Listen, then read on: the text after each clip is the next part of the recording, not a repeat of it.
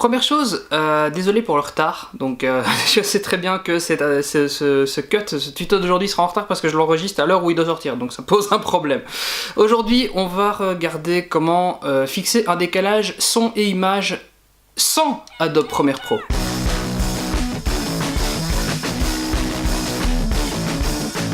Ok, bon, je vous explique vite fait la situation, surtout que j'ai presque plus de batterie, c'est vraiment fait dans l'urgence cet épisode.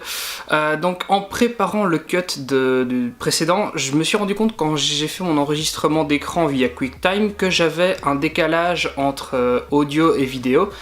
Et en plus, le vrai gros problème, c'est que c'était pas un décalage régulier. C'est-à-dire que mon décalage passait de 2 secondes à 5 secondes à 3 secondes sans que je comprenne pourquoi. Et j'ai réfléchi un petit peu finalement et je me suis rendu compte que le problème devait probablement venir du fait que le nombre d'images par seconde enregistrées n'était pas constant. C'est-à-dire en fait que quand on enregistre quelque chose comme ça, donc moi j'enregistrais sur un écran 4K et en même temps j'étais en train de chipoter avec des flux 4K et 1080p dans Adobe Premiere, donc le processeur et la carte mère étaient un peu en surcharge. Donc le nombre d'images par seconde n'était pas fixe. C'est à peu près la même chose qui peut arriver si vous enregistrez un jeu vidéo par exemple sur votre PC et que vous voyez le nombre d'images par seconde de FPS qui commence à bouger dans tous les sens. Alors, le truc c'est que quand on regarde ça dans un lecteur habituel genre VLC ou dans QuickTime, on va pas trop se rendre compte du problème parce que le lecteur va l'interpréter et ça va pas lui gêner que le nombre d'images par seconde soit pas constant. Par contre, quand on monte dans une piste sur Adobe Premiere, pour lui, le nombre d'images par seconde doit être en permanence constant par rapport au réglage qu'on a mis dans la timeline. Alors, soit je devais augmenter le nombre d'images par seconde, mais comme il variait tout le temps, ça allait être n'importe quoi, soit je devais le réinterpréter. Et j'ai cherché un petit peu et j'ai trouvé un petit utilitaire que je vais vous présenter dans la suite, qui s'appelle Handbrake. Et en fait ce qui se passe c'est qu'on fait rentrer notre flux vidéo dans le logiciel qui va le compresser et le ressortir dans un autre format tout en gardant la qualité normalement, mais il va le réinterpréter avec un nombre d'images par seconde constant, donc idéalement on doit mettre un nombre d'images par seconde moins élevé que celui qu'on avait en entrée. Et on va voir tout de suite comment on fait ça avec un petit tuto par exemple. Alors pour vous expliquer le problème, le plus simple c'est que je vous montre directement. Ça c'est la vidéo que j'ai enregistrée pour le cut numéro 6 que vous avez vu la semaine dernière. Et je me suis rendu compte qu'il y avait un décalage entre le son et l'image. Donc regardez ici.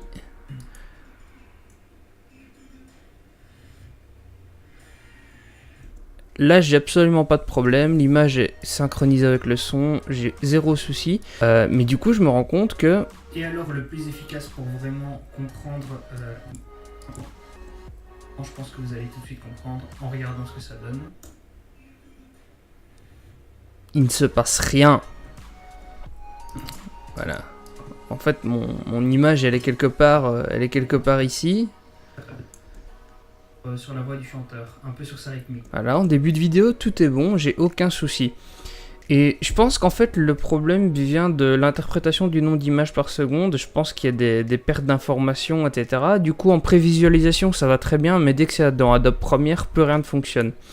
Donc ma solution, c'est ce petit utilitaire qui s'appelle Handbrake, et qui permet de ressortir, de prendre un fichier. Donc là, ça c'est mon fichier d'origine. Il suffit d'aller le chercher, de le sélectionner ici, dans Browse. Vous allez le sélectionner dans le dossier dans lequel il est. Bref. Non, pardon, ça c'est la destination. D'ailleurs, je vais pas le mettre là, je vais le mettre ici.